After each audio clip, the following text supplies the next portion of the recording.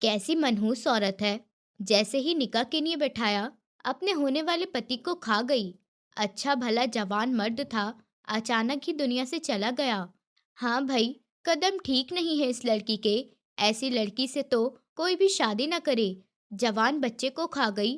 तौबा तौबा। इस वक्त हवेली में खुशियों की जगह मातम छाया हुआ था। हवेली की बड़ी बेटी का निकाह खान खानदान के बड़े बेटे मुर्तसिम खान के साथ था। कुछ ही देर में बारात को पहुंचना था, जब ये खबर सब पर पहाड़ बनकर टूटी थी कि मुर्तसिम खान की कार एक्सीडेंट में ऑन द स्पॉट मौत हो गई है। ये खबर हवेली पर पहाड़ बनकर टूटी थी। हर तरफ बवाल मच गया था। खुशियों की जगह अब गमो चीखो पुकार और रोने धोने ने ले ली थी। दुल्हन बनी वो लड़की, खूबसूरत सी हसीन, इस वक्त बिल्कुल हैरान थी। एकदम से सब कुछ जैसे बदल गया हो। वहां पर मौजूद औरतों के मुंह से ऐसी ऐसी बातें सुनकर सजल बहुत बुरी तरह बिखरी थी। वो अपनी प्यारी अप्पी के लिए ये सब बातें बर्दाश्त कैसे कर सकती थी। प्लीज, ऊपर वाले का वास्ता चुप हो जाइए आप लोग। मेरी अप्पी के लिए ऐसा कुछ भी मत बोलिए। अगर आप लोग हमारे दुख में शामिल नहीं हो सके तो अपनी बातों से हमें और तकलीफ भी मत दीजिए। वो कशिश का हाथ था। मैं इन औरतों से सख्त गुस्से से कह रही थी। अरे भाई, हमें क्या, हमें तो जो लगा वो बोल दिया। एक औरत एकदम से बोली थी, जबकि शलीमा बीबी का तो रो रो कर बुरा हाल था। मुर्तसिम खान उनका नवासा था, उनकी जान से बढ़कर था, उनकी दिल के सबसे करीब था, और आज उनसे हमेशा के लिए दूर हो गया था। अगर वो रोती न तो और क्या करती। और दूसरी तरफ खान हवेली का भी यही हाल था। आज खान हवेली के बड़े बेटे मुर्तसिम खान का निकाह था। पूरी हवेली को रोशनियों से सजाया गया था। नाजिम खान ने किसी भी किस्म की कोई कमी नहीं छोड़ी थी। हर कोई बेइंतहा खुश था। लेकिन ये अचानक ही मुर्तसिम खान की डेथ की खबर ने सबको बुरी तरह हिलाकर रख दिया था। कुछ ही देर में वो सब बारात लेकर नूर हवेली जाने वाले थे, लेकिन अब इस अचानक एक्सीडेंट ने सब बदल कर रख दिया था। मुर्तसिम और मोहसिन दो भाई थे। वो जेंट्स पार्लर से वापस आ रहे थे जब उनका एक्सीडेंट हुआ। ड्राइविंग सीट पर बदकिस्मती से मुर्तसिम बैठा था। एक बड़ी ट्राली में उसकी गाड़ी जा लगी थी। ड्राइविंग सीट वाला हिस्सा तो बुरी तरह से कुचला गया था, जबकि ट्राली से लगने से पहले गाड़ी बुरी तरह पलटी थी, जिसकी वजह से मोहसिन गाड़ी से निकलकर उछलता हुआ बाहर जा गिरा था और मुर्तसिम उचककर ट्रॉली के साथ घसीटता चला गया था। भाई, अयान दर्द से चूर अपने जान से प्यारे भाई को मौत के मुंह में जाता देख वहीं सड़क के एक तरफ बुरी तरह से डांटा चला गया था। उसके दिमाग के पिछले हिस्से में चोट आई थी। वो बेहोश हो गया था, जबकि मुर्तसिम तो अपनी सांसें ही हार गया था। रेस्क्यू वालों ने उन्हें फौरन अस्पताल पहुंचाया था। मुर्तसिम तो दम तोड़ चुका था और उसकी कंडीशन भी बहुत बुरी हो चुकी थी, इतनी कि देखा भी नहीं जा रहा था। जबकि इधर मोहसिन आईसीयू में था। डॉक्टर अपनी तरफ से पूरी कोशिश कर रहे थे कि उसे बचा ले। माँ बाप का रो रो कर बुरा हाल था। दोनों हवेलियों में मातम छाया हुआ था। शादी वाला घर अब मातम खाना बन गया था। जवान बेटे की लाश जब घर गई तो मुर्तसिम की माँ शमा बेगम तो वहीं बेहोश होकर गिर गई थीं। उन्हें अंदर कमरे में पहुंचाया गया था। रो रो कर सबका बुरा हाल हो गया था। शलीमा हवेली वाले भी इस वक्त खान हवेली में पहुंच गए थे। गम के इस कड़े वक्त में वो लोग खान हवेली के लोगों के साथ थे। बुरा वक्त था, टल ही जाना था। शाम तक जनाजा विदा कर दिया गया था। नाजिम खान अस्पताल में थे। इस वक्त उन्हें मोहसिन ही अपना सब कुछ लग रहा था। एक बेटा तो खो चुके थे, दूसरा नहीं खोना चाहते थे। पानी की तरह पैसा बहा रहे थे। बस वो अपने बेटे को वापस पहले की तरह देखना चाहते थे। मुर्तसिम तो उन्हें छोड़ ही गया था। मोहसिन के लिए वो बहुत दुआएं कर रहे थे और फिर उनकी दुआएं भी कबूल हुई थीं। मोहसिन बच गया था, मगर उसे होश नहीं आ रहा था। चोट सर के पिछले हिस्से पर लगी थी, जिसकी वजह से बहुत गहरा जख्म आया था। अगले 24 घंटे क्रिटिकल हैं। बस आप लोग दुआ करिए, ऊपर वाले पर भरोसा रखिए। ऊपर वाला सबकी सुनता है। डॉक्टर ने उन्हें तसल्ली देते हुए कहा था। तो नाजिम खान गहरी सांस लेते हुए अपनी आंखें मीच गए थे और फिर दुआएं करने लगे थे। सभी इस जवान मर्द के जिंदा रहने की दुआएं कर रहे थे, जबकि मुर्तसिम को अब इस दुनिया से रुखसत कर दिया गया था। शमा बेगम अपने एक जिगर के टुकड़े को खो चुकी थी, दूसरे को नहीं खोना चाहती थी। बैठी वो रो रो कर ऊपर वाले से दुआएं कर रही थीं। उनके अंदर और हिम्मत नहीं थी अपने दूसरे बच्चे को खो देने की। शलीमा हवेली इस वक्त गहरे सन्नाटे में डूबी हुई थी। मुर्तसिम की डेथ की खबर के बाद ही सब ढोल ताशे बंद हो चुके थे। लोगों के जितने मुंह उतने ही बातें हुई थीं। कशिश दोपहर से ही अपने कमरे में बंद थी। ना ही वो बाहर निकल रही थी, ना ही किसी से बात कर रही थी। उसकी आंखों के सामने बार बार मुर्तसिम का चेहरा लहराता तो उसकी आंखों से आंसू बहने लगते। क्यों मुर्तसिम, क्यों इतनी जल्दी तुम मेरा साथ छोड़ गए मुर्तसिम? वो सिसकियां भरते हुए मोबाइल पर मुर्तसिम की फोटोज देखे जा रही थी। पर दुख ऐसा था जो थमने का नाम नहीं ले रहा था। जाने वाला तो जा चुका था, मगर अपने पीछे सबको रोता हुआ छोड़ गया था। तकरीबन 18 घंटे बाद ऊपर वाले की तरफ से मोहसिन को होश आ गया था, पर उसे काफी जख्म आए थे। सबसे बड़ा जख्म उसके लिए उसकी याददाश्त थी, जो सर की बैक पर चोट लगने की वजह से जा चुकी थी। सॉरी, हमें बहुत दुख से ये कहना पड़ रहा है कि उनकी मेमोरी का कुछ हिस्सा लॉस हो गया है, और ये नुकसान कितना हुआ है कुछ भी कहना हमारे लिए मुश्किल होगा। पहले हमें इनके कुछ टेस्ट करने होंगे, उसके बाद ही हम आपको कुछ बता सकते हैं। क्या हम अपने बेटे से मिल सकते हैं डॉक्टर साहब? नाजिम खान ने अब तक खुद को किस तरह सब्र से रोका हुआ था, ये सिर्फ वही जानते थे। जी, थोड़ी देर में उनको वार्ड में शिफ्ट कर दिया जाएगा, उसके बाद आप मिल लेना। मगर ध्यान रखिएगा, उनसे ज़्यादा कोई बात मत करना और दिमाग पर ज़्यादा जोर मत डालना। उनके डॉक्टर ने उन्हें एक परेशानी से निकालकर दूसरी परेशानी में डाल गया था। मोहसिन मेरे बच्चे, शमा बेगम ने सिसकियां लेते हुए अपने हस्बैंड की तरफ देखा था और उनके सीने से लग गई थीं। इस वक्त वो खुद को दुपट्टे से ढके हुए थीं। उनसे बहुत कहा था, मगर वो घर नहीं रुकी थीं। उन्हें अपने बेटे को देखना था, उससे मिलना था। डॉक्टर की बात सुनने के बाद वो और परेशान हो रही थीं। मोहसिन को वार्ड में शिफ्ट कर दिया गया था। वो अपने बेटे के पास गए थे, जो खाली खाली नजरों से उन्हें ही देख रहा था, जैसे उन्हें पहचानने की कोशिश कर रहा हो, मगर पहचान नहीं पा रहा हो। शमा बेगम उसके पास बैठते हुए उसका हाथ थामकर रोते हुए अपने होठों से लगा गई थीं। अब मुर्तसिम के बाद वही उनका सब कुछ था। उन्होंने मोहसिन से बात करनी चाहिए थी, मगर वो खामोश रहा था। 2 दिन बाद वो उसे अस्पताल से डिस्चार्ज कर कर घर ले आए थे। वो काफी हद तक ठीक हो चुका था, मगर कुछ जख्म अभी नहीं भरे थे। याददाश्त जाने की वजह से वो ये भी भूल गया था कि अपने जान से ज्यादा प्यारे भाई को वो खो चुका है। नाजिम खान उसमें भी ऊपर वाले की कोई बेहतरी समझ रहे थे। दिन पर लगाकर तेजी से उड़ रहे थे। नाजिम खान और शबा बेगम ने उसे अपने हथेली का छाला बना लिया था, जिसकी वजह से वो जल्दी ही ठीक होता जा रहा था। और अब लगभग 1 महीना गुजर चुका था। मोहसिन भी अब बेड से उठ चुका था। शुरू में वो छड़ी के सहारे चलता रहा था, मगर अब उसे छड़ी के सहारे की भी जरूरत नहीं थी। वो आसानी से चल लेता था। उसने अपने बाप का बिजनेस संभालने की ठान ली थी। 1 महीने से उसके पापा ही बिजनेस संभाले हुए थे, पर अब उनकी तबीयत गिरी गिरी सी रहने लगी थी। और उनकी सेहत देखते हुए मोहसिन ने ऑफिस ज्वाइन करने का सोचा था। वो ये भी जानता था कि उसकी तबीयत की वजह से उसकी मम्मी पापा ने अच्छा खासा सरवाइव किया है, और अब बारी उसकी थी। वो रूम में खड़ा मिरर के सामने तैयार हो रहा था और अब खुद पर परफ्यूम की बारिश कर रहा था। जब वो बाहर निकला तो नाजिम खान अपने बेटे को जिंदगी की तरफ वापस लौटते देखे जी उठे थे।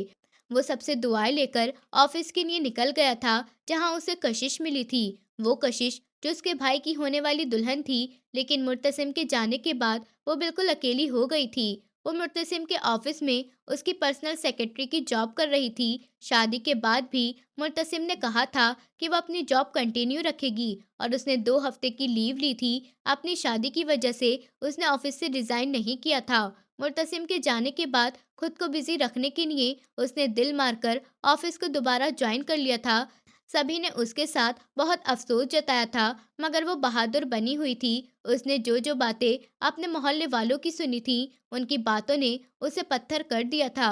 उसे मनहूस करार दिया गया था, जो शादी से पहले ही अपने होने वाले पति को खा गई थी। किस तरह उस मासूम लड़की ने ये बातें बर्दाश्त की थी, ये सिर्फ वही जानती थी, या फिर उसका ऊपर वाला। शलीमा बीबी अपनी अम्मा जान के कहने पर ही उसने ऑफिस दोबारा ज्वाइन कर लिया था। उसने तो छोड़ने का ही इरादा कर लिया था, मगर घर बैठकर भी क्या करती, सिवाय उन सोचों के जो सिर्फ उसको दर्द ही देती। खुद को बिजी करना भी जरूरी था। वो जिस तरह अफसोस से ऑफिस में आई थी, सामने से आते हुए इंसान से बुरी तरह टकराई थी, पीछे की तरफ गिरने लगी थी कि तभी उस इंसान ने उसे थाम लिया था। कशिश अपनी सांस रोके उस इंसान की शर्ट मुट्ठी में दबोचे देख चली गई थी, जिसने बहुत मजे से उसे उसकी कमर से थाम रखा था। ग्रे कलर की आंखों को पहली बार देखकर मोहसिन का दिल 1 मिनट के लिए रुका था, जबकि कशिश के चेहरे पर डर छा गया था। ये कब ठीक हुआ? और ऑफिस? वो अपनी ही सोचों में गुम बस उसको देखे जा रही थी, जो काफी हद तक मुर्तसिम से मिलता था। दोनों भाई थे और दोनों के बीच 1 साल का ही गैप था, तो दोनों का चेहरा कुदरती तौर पर एक दूसरे से मिलता जुलता था। अचानक ही कशिश को मोहसिन के हाथों की गिरफ्त अपनी कमर पर सख्त महसूस हुई थी, तो वो होश में आते हुए करंट खाते हुए एकदम पीछे हटी थी। दिल 120 की रफ्तार से धड़क रहा था। पहली बार किसी ने ऐसे छुआ था। मुर्तसिम ने भी ये जरूर कभी नहीं किया था, और सामने खड़ा इंसान तो उसे देखना भी गवारा नहीं किया करता था। हमेशा देखकर मुंह बनाकर फेर लिया करता था, बल्कि कशिश को हमेशा ही उसकी आंखों में अपने लिए नफरत महसूस होती थी, और वो कोशिश करती थी कि इस इंसान के सामने कम ही जाया करे। पर वो क्या कर सकती थी? वो उसकी फुप्पो का बेटा था, कभी भी आमना सामना हो भी जाया करता था, और आज तो उसने हद ही कर दी, छू ही लिया। और उसको देखने का अंदाज भी आज कशिश को बदला बदला सा लग रहा था। वो मोहसिन से नजरें फेरती हुई निकल गई थी, जबकि मोहसिन उसे दूर तक खड़ा देखता रहा था। एक अजीब सा अट्रैक्शन था उस लड़की में, जो उसको अपनी तरफ खींच रहा था, और वो खुद इस बात को नहीं समझ पाया था। वो सर झटकता हुआ केबिन की तरफ बढ़ गया था। कशिश को लग रहा था कि किसी भी दिन वो उसे अपने केबिन में बुलाकर जॉब से निकाल देगा, क्योंकि मुर्तसिम के सामने तो ये हमेशा यही कोशिश किया करता था कि किसी भी तरह उसे ऑफिस से निकाल दे। मगर वो तो मुर्तसिम की वजह थी, जिसकी वजह से वो चाहकर भी कुछ नहीं कर पाता था, और अब तो कुछ भी कर सकता था। वो सीईओ था इस कंपनी का, अकेला मालिक, और इससे पहले वो उसे जॉब से निकाले, कशिश ने सोच लिया था कि वो खुद ये जॉब छोड़ देगी। वो रिजाइन लेटर लेकर मोहसिन के ऑफिस में पहुंच चुकी थी। अब वो बेदिली से अपनी चीजें समेट रही थी कि उसका बुलावा आया। मैम, सर मोहसिन आपको अपने ऑफिस में बुला रहे हैं। वो होठ मींचकर वहीं बैठी रह गई थी। हाँ, ऐसे कैसे जाने दे सकता है ये इंसान मुझे इस ऑफिस से, जब तक मेरी बेइज्जती नहीं कर देगा। कशिश बहुत ज्यादा उस इंसान के बारे में गलत सोच रही थी, मगर अब सब कुछ उसकी सोच से पार होने वाला था। मे आई कमिंग सर? वो दरवाजे पर खड़ी पूछ रही थी। यस। मोहसिन ने उसे सर से लेकर पांव तक देखा था। कुछ ही देर में वो उसके सामने खड़ी लड़की का पूरा बायोडाटा निकलवा चुका था, जो उसकी मामू की बेटी थी और उसके भाई की मंगेतर भी थी। और मंगेतर किस हद तक थी ये उसे याद नहीं था। वो बस सामने खड़ी लड़की को बार बार देखना चाह रहा था। उसने सीधा उसके दिल पर वार किया था। उसके दिलो दिमाग में पिछली जिंदगी की कोई बात याद नहीं रही थी, तो वो कैसे उससे नफरत करता, जबकि याददाश्त जाने से पहले वो उससे साफ नफरत का इजहार कर दिया करता था। यस मिस कशिश, इस रिजाइन की क्या वजह है? जी, वो मैं यहाँ कंफर्टेबल नहीं हूँ। उसे समझ नहीं आया था क्या जवाब दे, तो जो मुंह में आया वो बोल दिया था। Oh really? तो ये अचानक से कैसे अनकंफर्टेबल हो गई आप? इतने टाइम से यहाँ पर जॉब कर रही हैं? मोहसिन ने आईब्रो उचकाते हुए पूछा था। अब हो गई हूँ, अब नहीं करना चाहती यहाँ पर जॉब, आप प्लीज एक्सेप्ट कर ले। वो बिना उसकी तरफ देखे माथे पर बल डालकर बोली थी। और अगर एक्सेप्ट ना करूँ तो? ये कहता हुआ वो अपनी जगह से खड़ा हुआ था। उसके पास आकर उसको गहरी निगाहों से देखने लगा था। वो अचानक उसके यूं पास आने पर चौंक कर पीछे हटी थी। आपकी मर्जी, मुझे जाना चाहिए। वो उसकी काली गहरी निगाहों से घबरा रही थी। कशिश ने दरवाजे की तरफ बढ़ना चाहा था कि तभी मोहसिन ने उसकी कलाई थामे उसे अपनी तरफ खींचा और कमर में हाथ डालकर उसे टेबल पर बैठा गया था। ये सब एकदम पलक झपकते ही हुआ था कि कशिश समझ ही नहीं पाई थी। गिरने के डर से कशिश ने उसके कंधे पकड़ लिए थे। वो बिना पलक झपकाए कशिश को ही देख रहा था। ये क्या बदतमीजी है? वो गुस्सा होने लगी थी। बदतमीजी तो अभी मैंने की ही नहीं है। उसके पास ही टेबल पर अपनी हथेलियां जमाए थोड़ा सा झुका था। कशिश उसके सीने पर दबाव डालते हुए उसे पीछे करने लगी थी, मगर वो उसे 1 इंच भी अपनी जगह से नहीं हटा पाई थी। प्लीज थोड़ा दूर होइए। वो इस बार उसके इतने पास होने से घबराई थी। मैं आपका रिज़ाइन एक्सेप्ट नहीं कर रहा, समझिए आप इसी ऑफ़िस में मेरे साथ जॉब करेंगी। वो उस पर धौंस जमाता हुआ बोला था। कशिश को वो अपनी बातों से गुस्सा दिला रहा था। बिल्कुल नहीं, आप मुझे ऐसे मजबूर नहीं कर सकते हैं और आप दूर रहकर बात करिए मुझसे, ना महरम हैं आप। वो न जाने कैसे ये सब बोल गई थी, जबकि मोहसिन तो उसकी बात का कोई और ही मतलब निकाल गया था। महरम बनोगी मेरी, उसकी बात पर कशिश का दिल धक-धक करता हुआ बाहर आने को मचला था। कशिश एक पल के लिए अपनी सांस रोके बस उसे देखती चली गई थी, जबकि वो अभी भी उसे ही घूर कर देख रहा था। बोलो, बनोगी? वो और करीब सर था। वो सर ना में हिलाती हुई आंखों में आंसू ले आई थी। क्या कुछ उसे याद नहीं आया था? वो इंसान जो इस दुनिया से चला गया था, उसका ना होना शिद्दत से तड़पा गया था। पर मुझे तुम्हें अपना बनाना है। मैं आज ही नानू से बात करूंगा। आप किसी से कोई बात नहीं करेंगे, समझे आप? वो ऐसे एकदम गुस्से से डांट गई थी। और वक्त होता तो वो इंसान उस पर गुस्सा कर रहा होता, लेकिन ये उसकी याददाश्त का जाना कशिश के लिए किस हद तक बेहतर होना था, ये तो आने वाले वक्त ने बताना था। वो धोस वाला इंसान था जिसका गुस्सा ही पूरे खानदान में मशहूर था। सभी लोग उससे डरकर रहते थे और इस वक्त सामने खड़ी नाजुक सी लड़की की डांट सुन रहा था, मगर अपने माथे पर एक बल भी नहीं लाया था। वो लड़की उसे पहली नजर में ही भाग गई थी। अब वो उसे हर हाल में अपना बनाना चाहता था। क्यों? तुम्हें शादी तो करनी ही है, तो मुझसे ही कर लो। वो उसके और करीब हुआ था कि दोनों की सांसें 1 इंच के फासले पर एक दूसरे को झुलसाने लगी थी।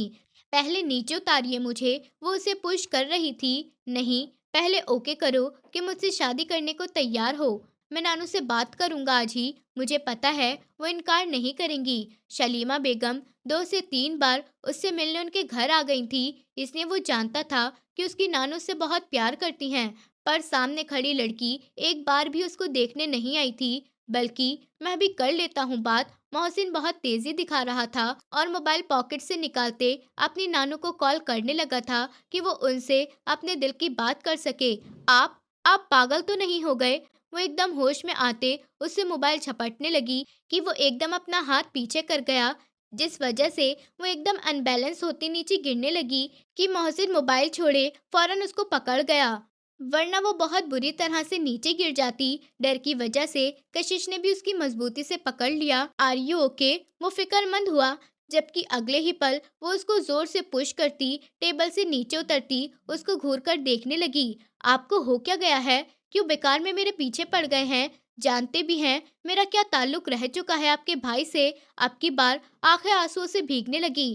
कैसा ताल्लुक रहा है? बीवी थी क्या उसकी? वो भी एकदम कड़वा हो गया। बीवी नहीं थी, लेकिन होने वाली बीवी थी। वो एकदम से बोली और 2 कदम उसके पास हुई, लेकिन मेरी मनहूसियत उस इंसान को खा गई। अब की बार उसकी आंखों से आंसू बहने लगे। मोहसिन का दिल चाहा वो अपने होठों से उन आंसुओं को छू ले। जो लड़की उसको पहली नजर में भाग गई थी, उसको कैसे रोता देख लेता। इतनी पढ़ी लिखी होकर बेकार की बातें कैसे कर लेती हो? वो नाराज सा हुआ। यही सच है और बेहतर होगा मुझसे दूर रहिए, वरना मेरी मनहूसियत आपको भी खा जाएगी। वो उसको वार्निंग करते उससे दूर हो गई। मुझे फिर भी तुम चाहिए कशिश। वो उसकी पुकार पर एक लम्हे को उसको पलटकर देखती घूरती बाहर निकल गई, जबकि उसकी नम होती हुई आंखें मोहसिन से छुप नहीं सकी। और फिर उसने अपना कहा सच कर दिखाया। उसने शलीमा बीबी से बात करने से पहले मम्मी पापा को भरोसे में लिया। वो नहीं चाहता था कि उसकी होने वाली बीवी के साथ घर में कोई भी बुरा सलूक करे, वो भी उसके भाई की वजह से जो उस दुनिया में नहीं रहे। पर किसी ने भी ऐतराज नहीं किया और 2 दिन बाद ही नाजिम खान अपनी बीवी शबा बेगम के साथ एक बार फिर कशिश का हाथ मांगने आए थे। मम्मी प्लीज मना कर दीजिए, मुझे ये शादी नहीं करनी है। वो मना कर गई। अच्छा, तो फिर क्या करना है? कुछ भी कर लूंगी, लेकिन इस इंसान से बस कर दो कशिश। ऊपर वाले का वास्ता है तुम्हें। वो लोग बहुत इज्जत के साथ तुम्हारा हाथ मांगने आए हैं, वरना पहले बेटे की मौत के बाद मुझे यकीन नहीं था कि वो फिर से अपने दूसरे बेटे के लिए तुम्हें मांग लेंगे। यही यकीन मुझे भी नहीं मम्मी, प्लीज मेरी बात मान लीजिए। वो अब रोने लगी। आप जिससे कहेंगी मैं शादी कर लूंगी, लेकिन प्लीज उनसे, आप जानती हैं वो मुझसे नफरत करते हैं और कल को जब उनकी याददाश्त वापस आ जाएगी तो सब कुछ खत्म हो जाएगा। मम्मी, आप समझ क्यों नहीं रही हैं? वो उनको चाहकर भी अपना डर नहीं समझा पा रही थी। चुप, आवाज नहीं आए। ये बेकार की बातें सोचना छोड़ दो। और क्या बोल रही हो कि किसी और से शादी कर दे? कौन करेगा तुमसे शादी, जबकि हर किसी के लिए तुम एक मनहूस बन गई हो। माँ की कड़वी बातों ने कशिश को हैरत में डाल दिया। दुनिया वाले तो कहते ही थे, आज माँ ने भी कह दिया। वो तड़पती नहीं तो और क्या करती। उसके खुद ब खुद बैठ के आंसू बहने लगे। क्या करूं मैं, बताओ मुझे। दो बेटियां हैं मेरी। आज तुम्हारी शादी वक्त पर नहीं हुई तो सजल का हाथ कौन मांगेगा। तुम्हारे पापा के जाने के बाद मेरे लिए तो तुम दोनों ही सब कुछ हो। ये दुनिया वाले, तुम नहीं जानती कैसे होते हैं। सजा बनाकर रख देंगे तुम दोनों को। माँ का कुछ ख्याल कर लो। अगर वो इज्जत से नहीं रिश्ता मांगने आते तो कभी भी तुम्हें मजबूर नहीं करती। मम्मी, वो उनका हाथ पकड़ गई। अगर आपको लगता है कि मैं मनहूस हूँ तो क्यों मुझसे आप उस भतीजे को नहीं बचा रही। आपका एक भतीजा गया है, मेरी मनहूसियत अब दूसरे को तो बचा लीजिए। वो बिलक उठी। बकवास बंद करो अपनी।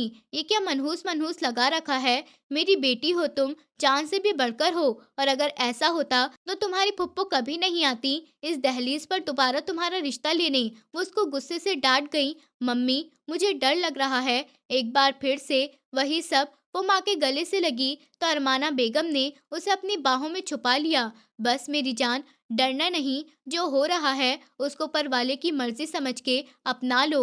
वो उसका माथा चूमते उसको तसल्ली दे रही थी, लेकिन नहीं जानती थी कि बेटी के नसीब में क्या लिख रही थी। और कशिश के दिल का डर अगर सच हो जाता तो क्या होता। अगर कल को सच में उसकी याददाश्त वापस आ जाती तो उसके साथ क्या सलूक करता। कशिश को बस यही बेचैनी हो रही थी। एक हफ्ते बाद दोनों की सादगी से शादी हो गई, क्योंकि अभी मुर्तसिम को दुनिया से गए 2 महीने ही हुए थे और धूमधाम से शादी करने का किसी का दिल नहीं किया था, क्योंकि फैजान खान, कशिश के पापा के छोटे भाई का बेटा, आतिफ खान दुबई से वापस आ रहे थे, जो सजल के साथ रिश्ता होना था।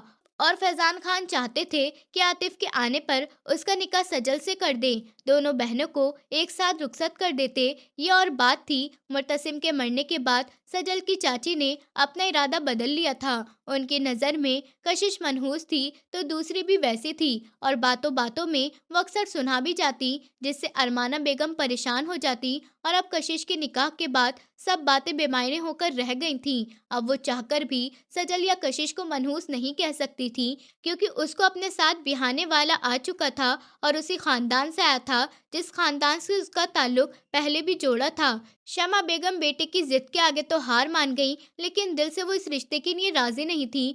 उनको रह रह के अपना बेटा मुर्तसिम याद आ रहा था। उनको लगता था कि कशिश उनके खानदान के लिए अच्छी साबित नहीं होगी, लेकिन बेटे की जिद के आगे वो चुप हो गई। जबकि मोहसिन बहुत ज्यादा खुश था, जिससे पहली नजर का प्यार हुआ था।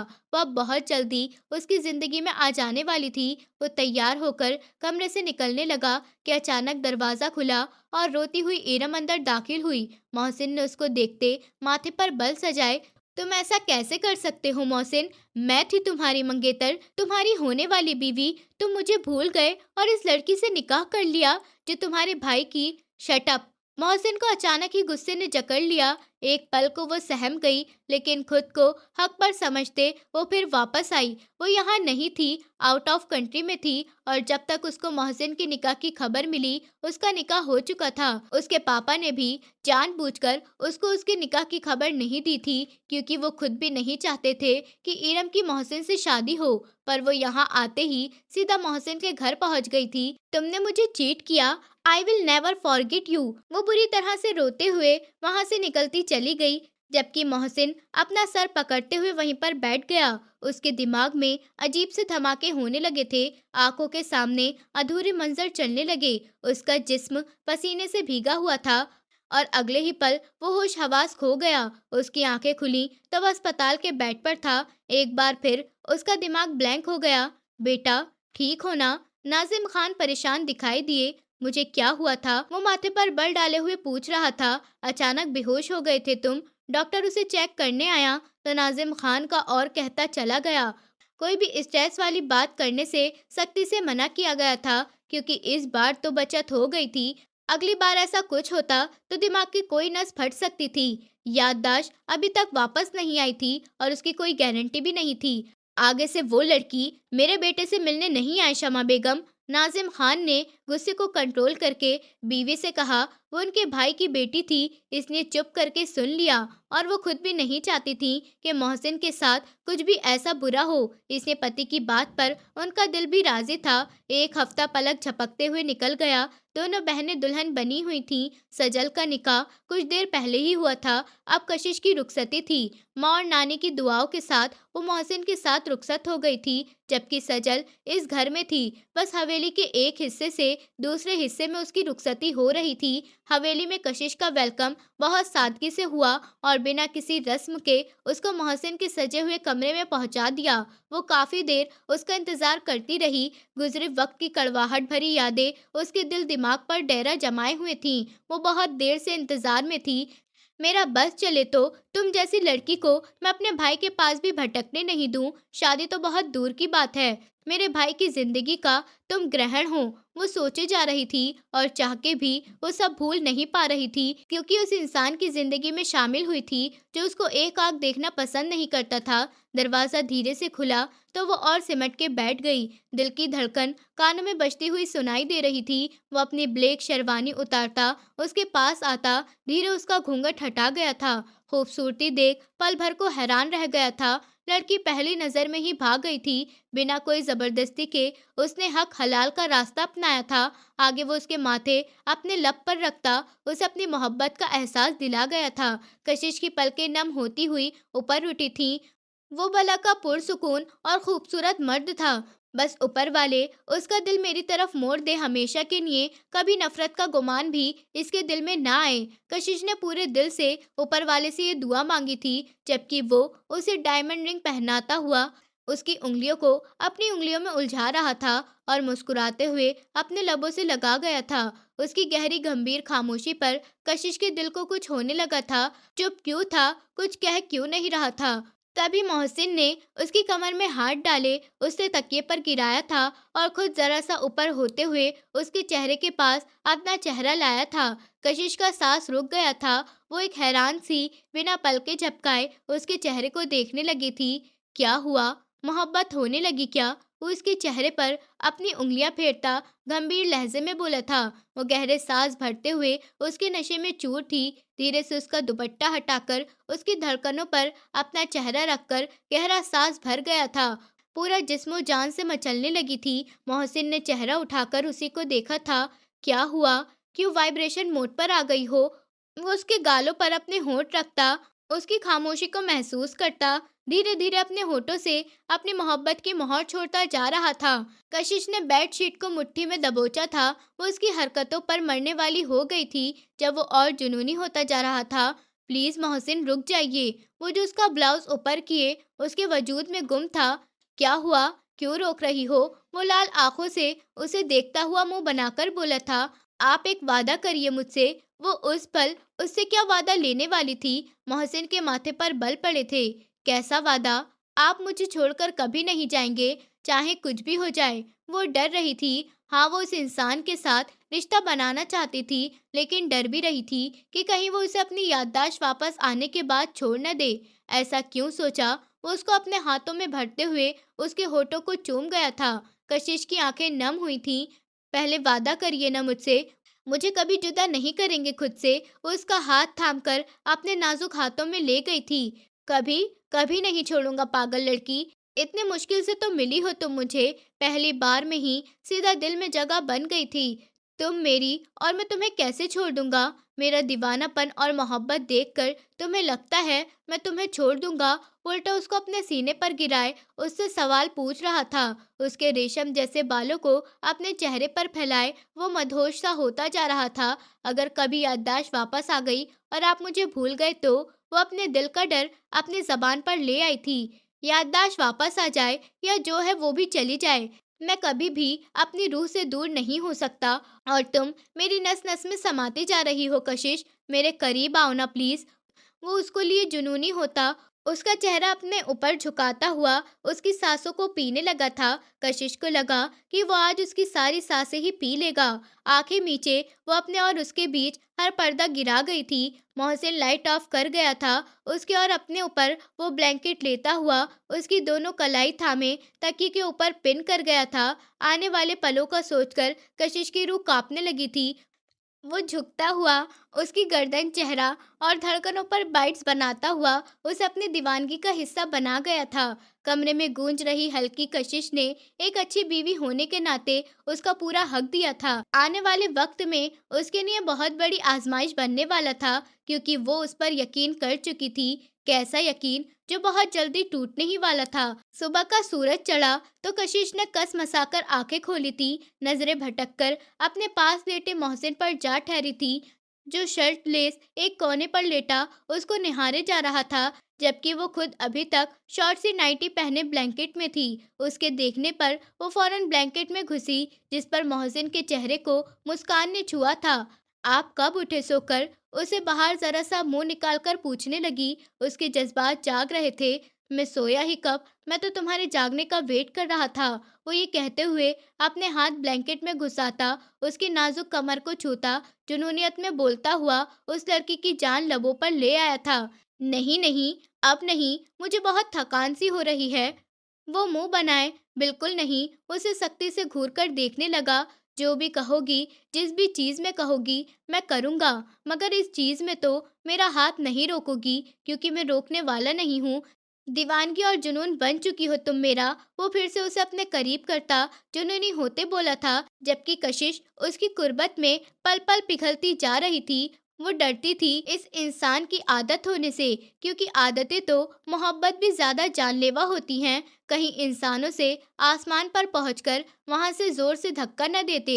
उसकी कुर्बत में अपनी सारी सोच को झटकते उसका साथ देने की कोशिश करने लगी, जो कि बहुत मुश्किल था। वो पुरजोश मर्द था, उसकी ताकत के आगे वो नाजुक सी जान कहाँ टिक पाती। सुबह तो वो रात से भी ज्यादा जुनूनी हो रहा था। उसको बाहों में उठाता ड्रेसिंग टेबल पर आया था, उस पर अपनी शिद्दत बरसाने लगा था। दोनों की ही आंखें एक दूसरे की कुर्बत से लाल होती जा रही थी। उसकी चीखों की परवाह किए बिना एक बार फिर से उसके ऊपर छाता चला गया था। सजल और आतिफ खान वलीमे के 2 दिन के बाद ही हनीमून पर चले गए थे, जबकि मोहसिन कशिश को लेकर ना जा सका था। इन दिनों ऑफिस का काम एकदम से बढ़ गया था कि उसे घर को जाने की भी फुर्सत नहीं मिल रही थी। ऐसे में वो कशिश को भी वक्त नहीं दे पा रहा था। हनीमून पर जाना तो बहुत दूर की बात थी। कशिश का भी दिल चाह रहा था कि वो फिर से ऑफिस ज्वाइन कर ले, लेकिन शमा बेगम की बिल्कुल भी मर्जी नहीं थी। इसने वो चाहकर भी मोहसिन से ना कह सकी थी।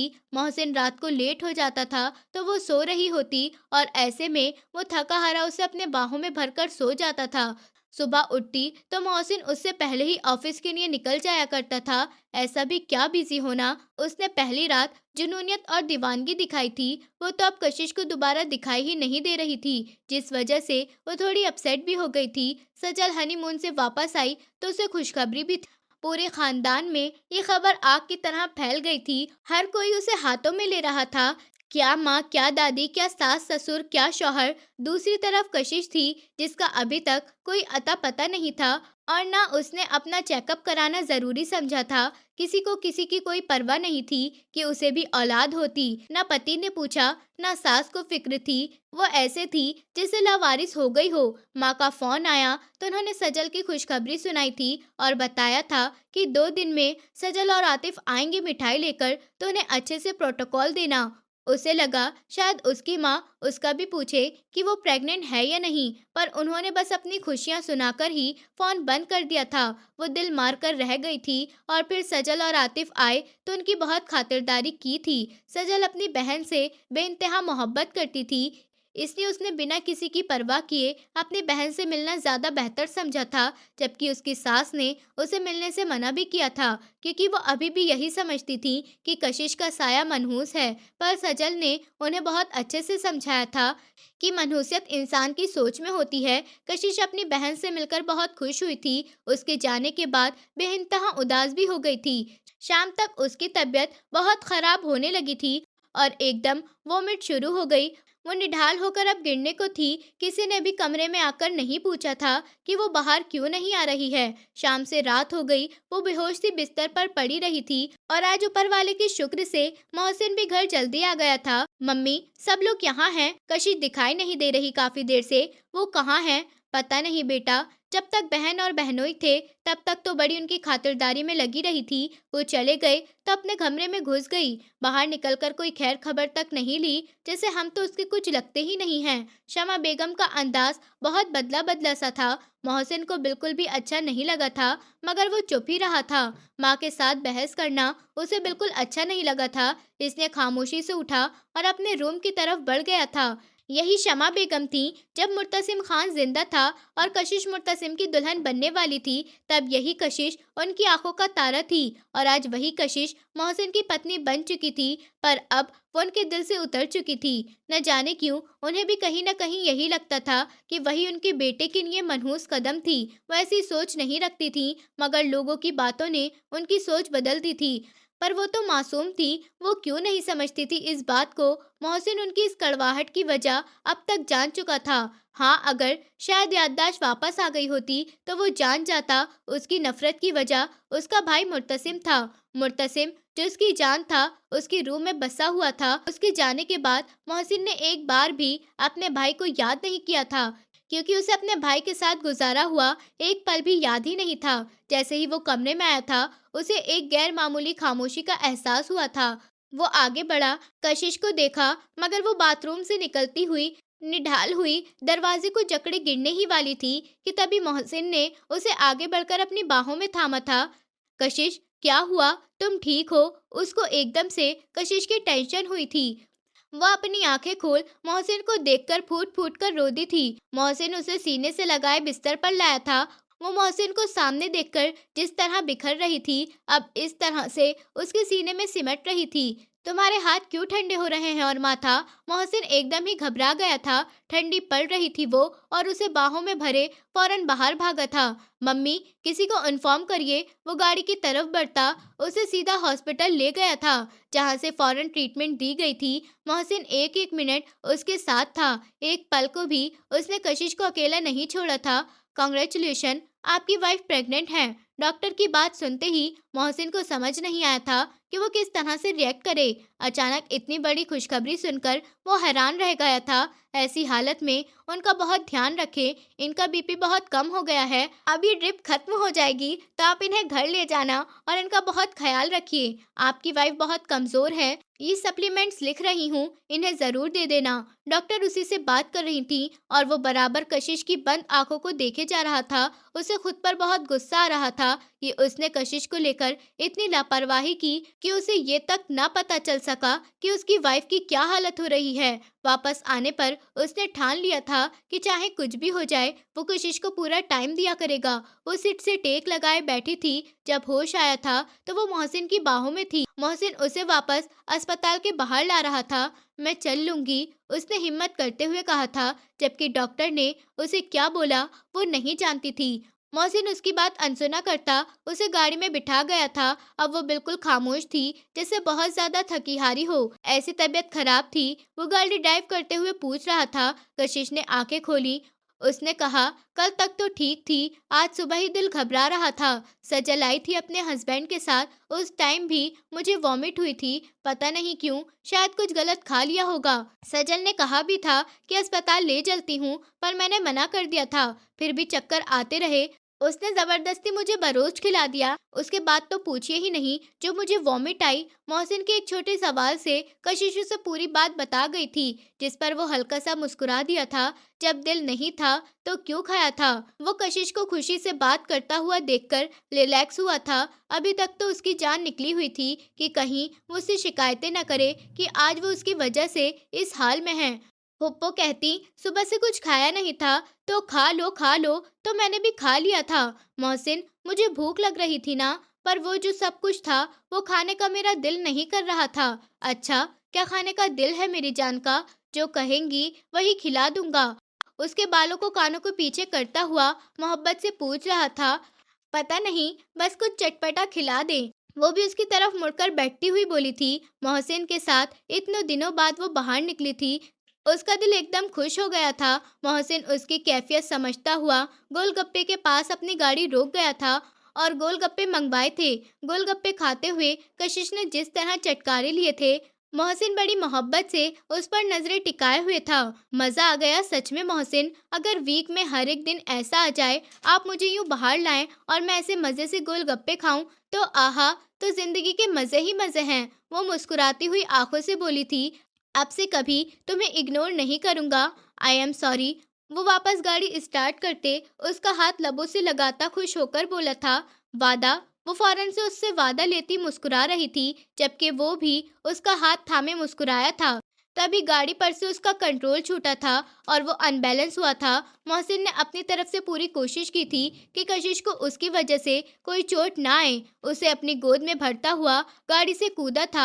गाड़ी के ब्रेक में अचानक ही परेशानी आई थी और ब्रेक नहीं लग रहे थे। वो कशिश को लेकर चलती हुई गाड़ी से बाहर कूदा था तो दोनों ही लुढ़कते हुए एक पेड़ से जा लगे थे। मोहसिन ने कशिश को अपनी बाहों में भर रखा था। कशिश को तो थोड़ी बहुत ही चोट आई थी, पर मोहसिन तो पेड़ से जा लगा था। उसके दिमाग के पिछले हिस्से में गहरी चोट आई थी। मोहसिन, मोहसिन, प्लीज होश में आओ। मोहसिन। कशिश रोई जा रही थी, चिल्ला रही थी, मगर मोहसिन की आंखें बंद थीं। सब लोग इस वक्त अस्पताल में थे और मोहसिन इमरजेंसी में था। आज एक बार फिर उसके घर वाले उसकी जिंदगी की दुआएं मांग रहे थे। कशिश एक तरफ बैठी रोई जा रही थी। बेटा, आ जाओ, इधर आओ। तुम भी डॉक्टर को दिखाओ, तुम्हें भी कितनी चोट लगी है। नहीं अंकल, बस मोहसिन। वो रोई जा रही थी। बस कर दो ये ड्रामे। जब से हमारी जिंदगी के साथ जुड़ी हो, हमारी जिंदगी में परेशानियां ही पैदा किए जा रही हो। तुम्हारी मनहूसियत मेरे मुर्तसिम को खा गई और तुम्हारी वजह से ही मेरे मोहसिन भी जिंदगी और मौत के बीच लड़ रहा है। सब तुम्हारी वजह से हो रहा है। शमा बेगम की बातों पर नाजिम खान ने उन्हें हैरत से देखा था। वो कैसे इतनी घटिया सोच रख सकती थी। अब बस कर दो, जान छोड़ दो हमारी। शमा बेगम कशिश के आगे हाथ जोड़ गई थी। उसी वक्त वहाँ अरमाना बेगम उसी पल वहाँ आई थी। अपनी ननद की बात सुनते शौक में आ गई थी। ये आप कशिश से कैसी बातें कर रही हैं? बिल्कुल ठीक कह रही हूँ मैं। अपनी मनहूस बेटी को अपने सर से उतारकर हमारे सर पर डाल दिया। शमा। नाजिम खान के चिल्लाने पर शमा बेगम एकदम चुप हो गई थी। अब बस एक लफ्ज और नहीं, वरना मुझसे बुरा कोई नहीं होगा। उनकी बात पर वो खामोश होकर एक तरफ बैठ गई थी। अगर मेरी बेटी इतनी ही मनहूस है आप लोगों के लिए, तो मुझे मेरी बेटी वापस कर दीजिए। अरमाना बेगम भी स्पॉट अंदाज में बड़ी मुश्किल से नाजिम खान की तरफ देखते हुए बोली थी, और ये मोहब्बत सजल के समझाने का ही नतीजा था जो आज अपनी बेटी के लिए स्टैंड ले रही थी। सजल ने घर जाकर अपनी फुप्पो के रवैये के बारे में सब बता दिया था। वो किस तरह से कशिश से बात करती और कशिश बिल्कुल चुप रहती है। तभी उन्हें खुद से शर्मिंदगी महसूस हुई थी कि अपनी उस बेटी का साथ क्यों छोड़ दिया, सुख दुख में उसे क्यों अपना नहीं बनाया, और आज ही हादसा पेश आया तो वो अब सच में उसकी माँ बन गई थी। अभी वो कोई और जवाब देती कि तभी डॉक्टर के बुलाने पर सब लोग उनकी तरफ बढ़े थे। शुक्र करिए कि उनकी जान अब खतरे से बाहर है और उनके सर के पिछले हिस्से पर चोट पहली वाली जगह पर ही आई है। हो सकता है उनके होश में आने के बाद उनकी याददाश्त भी वापस आ जाए। डॉक्टर की बात ने कशिश के पैरों के नीचे से जमीन खिसका दी थी। मतलब ऊपर वाले ने उसकी खुशियों का वक्त सिर्फ 2 महीने के लिए ही रखा था। वो आंखें खींचते हुए गहरी सांस भर गई थी। कोई नहीं जानता था कि कशिश प्रेग्नेंट है, खुद कशिश भी नहीं, क्योंकि अभी उसे मोहसिन को भी बताने का मौका नहीं मिला था। और फिर मोहसिन को होश भी आ गया था और होश में आते ही उसने मुर्तसिम का पूछा था, पापा बताइए ना, मुर्तसिम भाई किधर हैं? वो भी तो मेरे साथ गाड़ी में ही थे ना, और उनकी तो आज शादी थी ना। अचानक से उसके दिमाग में दर्द उठा था। मुर्तसिम ड्राइव कर रहा था जब उसे कॉल आई थी, जिसे सुनने के बाद वो तड़पा था। क्या हुआ भाई? वो तड़पता हुआ गाड़ी ड्राइव करता हुआ रोया था। यार, यार वो मुझसे प्यार नहीं करती। वो कह रही है बारात मत लेकर आओ। इस पर मुर्तसिम टूट गया था। वो अपना सर हाथों से पकड़े हुए था। सब लोग उसे ही देख रहे थे। जब कशिश उसे देख खड़ी आंसू बहा रही थी, जो अपनी याददाश्त के वापस आते ही उसे भूल गया था। नहीं, वो गलत थी। वो उसे नहीं भूला था, बल्कि वो तो अब उसे बहुत सख्त सजा देने वाला था। वो मुझसे नहीं, किसी और से प्यार करती है उसने वॉइस मैसेज भेजा है। मुर्तसिम ने अपने आंसू रोकते हुए अपना मोबाइल मोहसिन के हाथ में दिया था। इससे पहले वो वॉइस नोट सुनता, मुर्तसिम के दिमाग की कोई नस फटी थी और उसकी नाक से खून निकला था, और वहीं उसका गाड़ी पे से कंट्रोल हटा था। वो स्टीयरिंग छोड़ गया था, पर पास बैठे मोहसिन ने गाड़ी संभालनी चाहिए थी, मगर वो संभाल नहीं पाया था, और मुर्तसिम ने हिम्मत करते हुए गाड़ी का दरवाज़ा खोलकर मोहसिन को गाड़ी से बाहर धक्का दिया था। ये सब बहुत अचानक हुआ था। वो खुद भी बाहर कूदता, मगर अपनी नाक से निकलते हुए खून को देखकर वो घबरा सा गया था। उसे बहुत तेज चक्कर आए, गाड़ी ने टक्कर खाई और गाड़ी एक ट्रक से जा लगी थी। मोहसिन को सब याद आया था। नहीं, नहीं छोड़ूंगा मैं उसे, मेरे भाई की कातिल है वो, मैं जान से मार दूंगा उसे। इस वक्त मोहसिन आपे से बाहर हो रहा था कि तभी उसकी नज़र सामने खड़ी लड़की पर जा ठहरी थी, जो पथराई नज़रों से उसे ही देख रही थी। अगले ही पल वो अपने हाथ पर लगी ड्रिप को खींचता हुआ उतारकर कशिश की तरफ बढ़ा था और उसके गाल पर अपने हाथ का दबाव डाला था। मोहसिन, ये क्या कर रहे हो?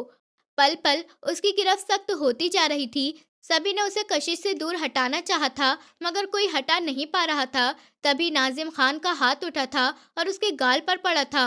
वो होश में आया। कशिश की आंखें हैरत से फैलकर बाहर आने को थी। उसका सांस सीने में ही अटक गया था।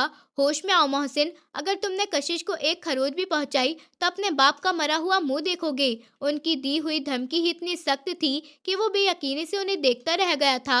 अरमाना बेगम अपनी बेटी को संभालने में लग गई थी, जो नीचे गिरे अपने होश गंवा रही थी। बेहतर यही होगा कि आप इसी के दिन अपनी बेटी को यहाँ से लेकर चली जाएं, जान छोड़ दे हमारी। शमा बेगम ने हाथ जोड़कर नाजिम खान और अरमाना बेगम से कहा था, तो अरमाना बेगम अपनी बेटी को संभालती हुई उठाकर बाहर लाई थी। वो बार बार लड़खड़ा रही थी। उसे बेंच पर बिठाया और पानी पिलाया था। मम्मी, वो मोहसिन, उसे अभी भी उसकी फिक्र थी। अरमाना बेगम को गुस्सा आया था। बस कर दो कशिश, और कितना मरना है तुम्हें उन लोगों के लिए? बस कर दो, वो नहीं है तुम्हारे काबिल, छोड़ दो उन्हें। मम्मी, मैं मर जाऊंगी मोहसिन के बिना, वो मुझसे बहुत प्यार करते हैं। कशिश ने बहुत अटकते हुए कहा था। प्यार? कौन सा प्यार जो एक याददाश्त वापस आने की वजह से कहीं दूर जा सोया है? क्या फायदा ऐसी मोहब्बत का? आज उसने तुम्हारा गला दबाया है, कल को कोई और नुकसान पहुंचाने की कोशिश की। बस तुम मेरे साथ चलो। नहीं मम्मी, उन्होंने कहा था चाहे कुछ भी हो जाए मगर वो मुझे अकेला नहीं छोड़ेंगे। मम्मी, मैं उन्हें याद। कशिश, बस अब एक और लफ्ज नहीं, मेरे साथ घर चलो। अब जब तक उसे अपनी गलती का एहसास नहीं हो जाता, तब तक मैं तुम्हें यहाँ पर वापस नहीं आने दूंगी। वो अपनी बेटी के दिल को मजबूत करने की कोशिश कर रही थी, जो अपना दिल ही हार चुकी थी। उसे जबरदस्ती लेकर अपने घर आ गई थी। नाजिम खान मोहसिन की हालत को लेकर बहुत परेशान थे। उसकी एक ही बात थी कि उसे कशिश को सजा देनी थी, लेकिन नाजिम खान की दी हुई कसम पर वो रुक गया था। एक बार फिर से ईरम का आना जाना शुरू हो गया था। ये सब अब शमा खान करवा रही थी। मोहसिन कशिश को इनकार कर चुका था। वो वापस अपनी पहली वाली जिंदगी में लौट गया था, जहाँ उसकी फैमिली थी, उसकी मंगेतर थी और वो खुद था। दिन बहुत तेजी से गुजर रहे थे। कशिश मोहसिन को याद कर करके रोती रहती थी कि एक दिन शमा बेगम का फोन आया था। उनकी बात सुनते ही अरमाना बेगम के पैरों के नीचे से जमीन खिसकी थी। मोहसिन को नाजिम खान ने उसके और कशिश के निकाह का बताया था। पहले तो उसे यकीन नहीं आया था, पर जब उन्होंने सारे सबूत दिखाए निकाह के, तो वो चुप सा हो गया था। मगर उसने फैसला कर लिया था कि वो कशिश को डाइवोर्स दे देगा। माँ की बात सुनते ही उसके पैरों के नीचे से जमीन जैसे किसी ने खींच ली थी। आज वो अपनी सारी हिम्मत हार चुकी थी। वो उसे लेकर डॉक्टर के पास चली थी। डॉक्टर की बात पर अरमाना ने होंठ मींचे। मतलब मोहसिन कशिश को डाइवोर्स नहीं दे सकता। वो कुछ पुरसुकून होती हुई थोड़ी देर बाद कशिश को अपने साथ घर ले आई थी। शलीमा बेबी अपने बच्चों को इस हाल में देखकर तड़प जाती, पर वो बिल्कुल खामोश हो गई थी, जबकि कशिश बिल्कुल गुमसुम हो गई थी। मोहसिन उसे छोड़ देगा, इससे आगे का वो सोच ही नहीं पा रही थी। ये सब कुछ खत्म हो रहा था और वो बिखरती जा रही थी।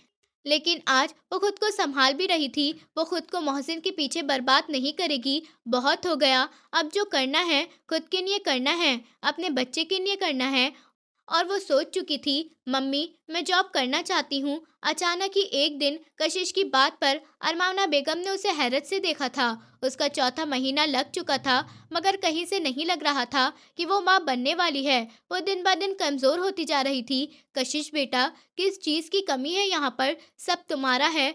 पापा जिंदा होते, उनके सामने तुम ऐसा बोलती ना, तो वो पक्का नाराज हो जाते तुमसे। मम्मी, मैं खुद को बिजी करना चाहती हूँ। मम्मी प्लीज मुझे हौसला दीजिए। इन 4 महीनों में काफी कुछ बदल गया है। मोहसिन जो उसे डाइवोर्स देने वाला था, उसकी गुड न्यूज की वजह से अब चुप हो गया है, जबकि एक बार भी मिलने की उसने कोशिश नहीं की थी। लेकिन उसने कशिश को कोई नुकसान भी नहीं पहुंचाया था, क्योंकि उसके पापा नाजिम खान ने उसे सख्त धमकी दी थी। इसलिए वो चाहकर भी कशिश को नुकसान नहीं पहुंचा पाया था और उसके साथ रिश्ता भी नहीं निभा पा रहा था। बल्कि पूरे खानदान में उसकी और ईरम के निकाह की खबरें दूर दूर तक उड़ने लगी थीं। तभी कशिश ने बहुत हिम्मत और हौसले से काम लिया और बिल्कुल चुप होकर रह गई थी। नहीं जानती थी कि उसके प्यार की उम्र इतनी कम होगी। वो हमेशा तन्हाई में उन लम्हों को जीती थी जिनमें मोहसिन उसके साथ था। अपनी आंखें मीचे हुए अपने बीते हुए खूबसूरत पलों को याद कर रही थी और फिर एकदम से चौंकी थी। मोहसिन ने सबके सामने उसके ऊपर इल्ज़ाम लगाया था कि उसने मुर्तसिम को वॉइस मैसेज किया था, जबकि उस दिन उसका मोबाइल तो उसके पास था ही नहीं, वो तो उसके कजिन अलीशा के पास था। अब वक्त था कि दूध का दूध और पानी का पानी होता। वो सीधा अपने चाचा की बेटी के कमरे में जा पहुंची थी। अरे अप्पी आप, वो बौखलाकर उठ खड़ी हुई थी। क्यों किया तुमने ये सब? इस सवाल पर अलीशा के चेहरे की हवाइयां उड़ी थीं। मैंने क्या किया? मेरे मोबाइल से मुर्तसिम को वॉइस मैसेज क्यों भेजा था? बात को बिना घुमाए फिराए उसने बात शुरू की थी। कौन सा वॉइस मैसेज? क्या बोल रही हैं आप? आज इतने टाइम बाद उसका जुर्म पकड़ा जा रहा था तो वो नजरें चुरा रही थी। बहुत अफसोस हो रहा है मुझे तुम्हारी इस हरकत पर जो तुमने किया है, उससे एक जीता जागता इंसान इस दुनिया से चला गया और तुम्हारी आंख में जरा सी भी शर्म नहीं आई। तुम्हारी वजह से मुर्तसिम, मेरे नहीं आपके, वो एकदम से चिल्लाई थी। मैंने कहा था आपसे कि इस रिश्ते के लिए मना कर दें, लेकिन आपने नहीं मानी। आपको लगा बच्ची है, जज्बाती है, मगर मैं सच में प्यार करती थी। मुर्तसिम से इश्क था, वो मेरा, मैं उसे हर हाल में अपनाना चाहती थी। तुमने मेरे मोबाइल से वॉइस मैसेज भेजा था, इतना बड़ा झूठ बोला था, इतना बड़ा दिल कहाँ से लाई तुम? जालिम लड़की, तुम्हें जरा सी भी शर्म नहीं आई? हाँ किया था, मैंने किया था। क्या कर लोगी आप? मैंने ही किया था। लेकिन वो पागल इस बात को इतना सीरियस ले गया कि अपनी जान से ही हाथ धो बैठा। कशिश का हाथ उठा था और अलीशा की गाल पर पड़ा था। तुम इतनी घटिया हो सकती हो, ये मैंने सोचा भी नहीं था। अगर तुम्हारी इस हरकत का घर वालों को पता चल जाए, कौन बताएगा उन्हें? वो एकदम से बोली थी। आप बताएंगी? और कौन यकीन करेगा आपकी बात पर? वो धड़ाके से बोल रही थी कि तभी बाहर से आते हुए सब लोगों ने उसे हैरत से देखा था। आप सब, एक पल के लिए वो बुरी तरह से बौखला गई थी, जबकि अगला थप्पड़ उसे उसकी माँ से पड़ा था। मोहसिन भी वहीं पर था। नाजिम खान और शमा बेगम के साथ कशिश ने अलीशा के रूम में आने से पहले ही सबको इकट्ठा कर लिया था। वो जानती थी कि अलीशा अपना गुनाह कबूल कर लेगी और बाद में मुकर जाएगी, इसलिए उसने सबके सामने उसे ऐसे उगलवाया था। धीरे धीरे चलती हुई वो मोहसिन के पास आई थी, जिसे सख्ती से अपनी मुट्ठी मींचे हुई थी। सिर्फ 3 महीने हैं आपके मेरे साथ इस कैद में, इसके बाद आप मुझे डिवोर्स दे देना। 3 महीने बाद उसकी औलाद इस दुनिया में आ जानी थी, इसलिए वो ऐसा कह रही थी और कहते हुए आंखों में आंसू लिए वहां से वापस जाने लगी थी कि तभी मोहसिन ने उसका हाथ पकड़कर खींचा था और खींचकर अपने सीने से लगाया था। कशिश ने खुद को छुड़ाना चाहा था, मगर मोहसिन की गिरफ्त बहुत मजबूत थी। जब से याददाश्त वापस आई थी, एक दिन एक पल वो सुकून का नहीं काट पाया था। उसे बार बार कशिश की कमी का एहसास होता था और उसे वो खुद भी नहीं समझ पा रहा था। माँ ने जबरदस्ती उसका निकाह ईरम से करने का सोचा था और पूरे खानदान में ये बात फैला दी थी, जबकि मोहसिन का ऐसा कोई भी इरादा नहीं था। आई एम सॉरी, सबके सामने वो अकड़ू और खड़ूस इंसान उससे माफी मांग रहा था। शमा बेगम भी अपनी जगह शर्मिंदा थी। कशिश ने रोते हुए सर उठाकर मोहसिन को देखा था और उसके माथे को चूमते हुए अपनी मोहब्बत की मोहर लगाई थी, और आज वो अपने पूरे होशो हवास में ये सब कर रहा था। कशिश इस वक्त दोनों अपने रूम में थे। मोहसिन उसे मनाकर फाइनली अपने घर ले आया था। वो उसके सीने पर सर रखे आंखें बंद किए हुए थी। कितना तरसी थी वो इन बाहों के लिए, यही तो उसकी असली जगह थी। मुझसे दूर जाती भी तो कैसे? वो एक्सीडेंट के पल आज भी भूल नहीं पाई थी, जब खुद की परवाह किए बिना उसने कशिश को बचाया था। मैं तुम्हारे बहुत करीब आया था। वो पता नहीं क्या पूछना चाह रहा था। क्या मतलब? वो नाराज हुई थी। करीब आए थे तभी तो ये बच्चा आ रहा है इस दुनिया में, वो मुंह बनाकर बोली। ओह नो यार, पर मुझे फ़ील कराओ ना कि मैं तुम्हारे करीब आया था। वो उसे तकिए पर गिरा था, खुद उसके ऊपर आया था। मोहसिन बेबी, वो एकदम घबरा गई थी जब वो शर्ट उतारता फेंक गया था। कुछ नहीं होगा बेबी को, मैं ध्यान रखूंगा। लेकिन इस वक्त तुम्हें महसूस कराना चाहता हूँ, तुम्हारे अंदर घुलना चाहता हूँ। उसकी गर्दन में चेहरा छुपाए लव बाइट्स बनाने लगा था। दोनों की सांसें ही गहरी होने लगी थी। वो सारे पर्दे आज अपने होशो हवास में गिराता जा रहा था। उसकी रूह में शामिल होता, उसे सिसकने पर मजबूर कर गया था। उसके हल्के-फुल्के पेट पर अपने होंठ रखता कशिश को पागल कर रहा था, जबकि पेट पर वज़न ना पड़े इसका भी वो ध्यान रख रहा था। दोस्तों, उम्मीद करती हूँ आपको हमारी कहानी पसंद आई होगी। कहानी पसंद आई है तो वीडियो को लाइक करें, चैनल पर नए हैं तो चैनल को सब्सक्राइब करें और हाँ, नोटिफ़िकेशन बेल को ज़रूर दबाएँ ताकि अगली अपडेट सबसे पहले आपको मिले।